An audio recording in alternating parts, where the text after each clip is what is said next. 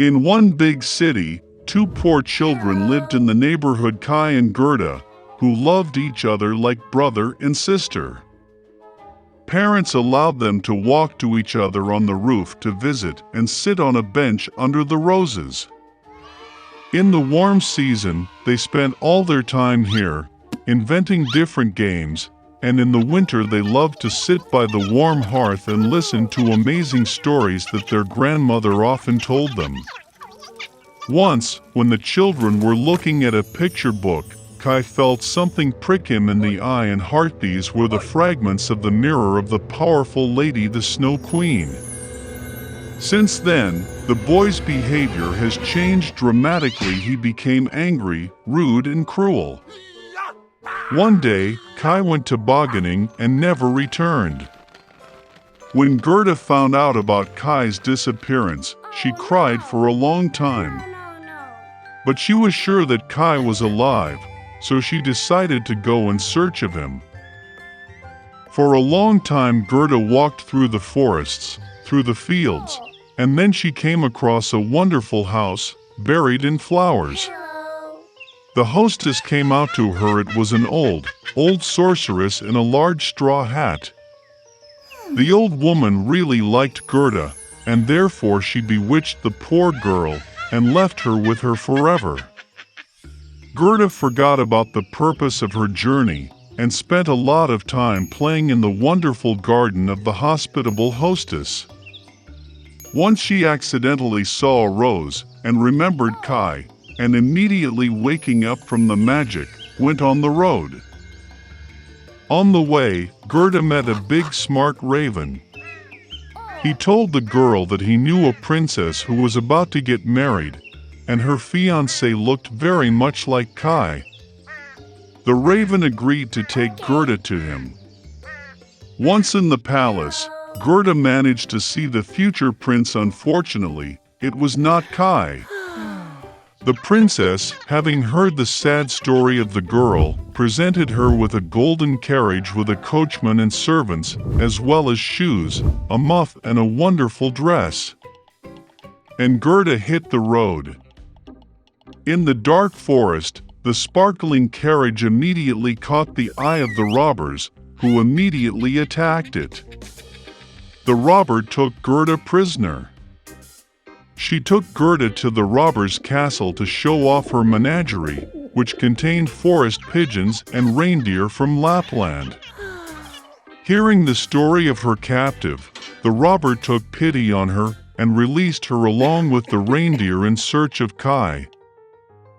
The reindeer brought the girl to the old Lapland woman, who warmed and fed the exhausted girl. She wrote a few words on a dried cod to her friend Finn, who lived near the Snow Queen's palace, asking to help the girl. She explained to Gerda that the reason for Kai's bad behavior was the fragments of the mirror that hit his heart and eyes, and he would never be the same if the ice was not melted by the power of a warm, loving heart.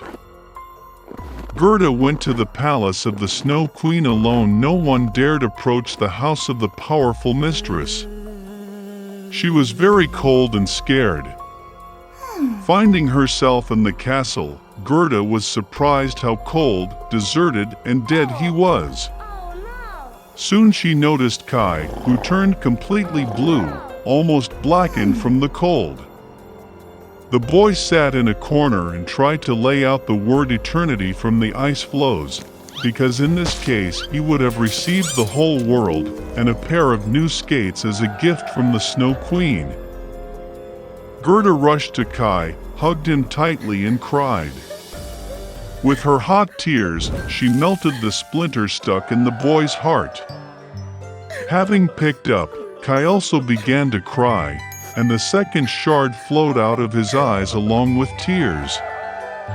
How happy they were to see each other! But there was no time for joy. They had to get out of the ice palace before the Snow Queen returned. When Kai and Gerda finally got out of the kingdom of the Snow Queen, they hurried home.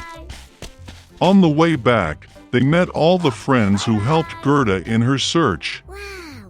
At home, their favorite blooming roses were waiting for them, and everything that happened was soon forgotten by them, like a heavy dream. It was snowing outside. It got darker and darker. It was just before Christmas.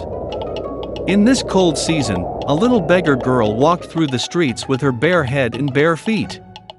Her legs were completely red from the cold. In her hands, the girl carried a box. It was a little match seller.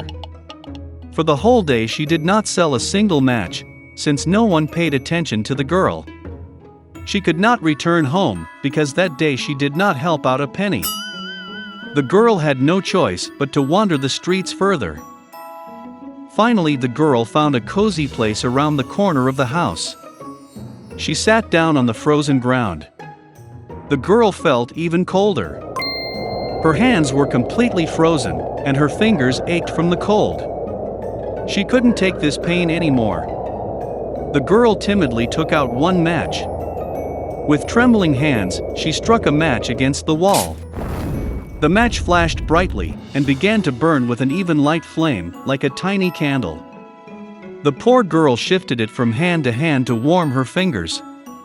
She imagined herself sitting by a large fireplace in a beautiful room. This made the girl even warmer. But suddenly, the flame went out. The fireplace disappeared, and only a burnt match remained in his hand. The girl lit another match. To prevent the wind from blowing, the poor thing turned to face the wall. The girl looked at the match, and the wall suddenly disappeared. A large, elegant room appeared before her eyes. There were many different foods on a set table with a snow-white tablecloth.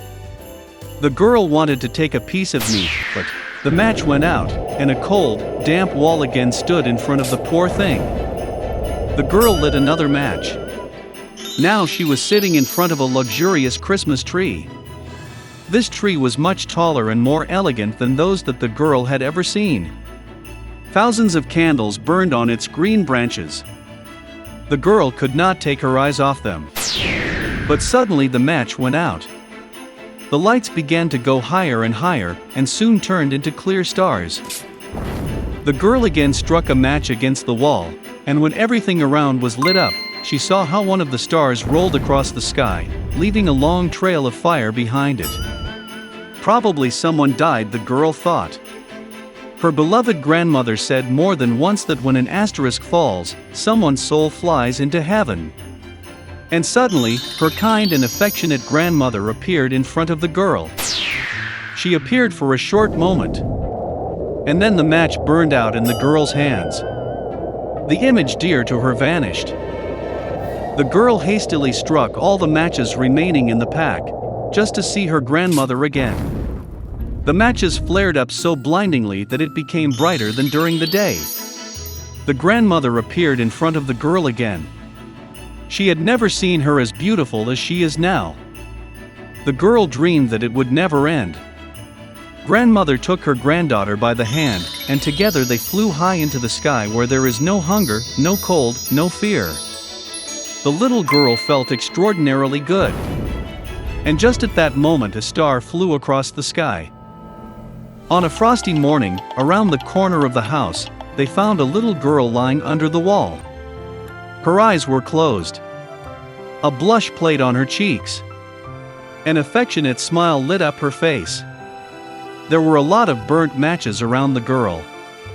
No one had any idea what miracle she happened to see, and among what beauty they, together with their grandmother, met this Christmas night.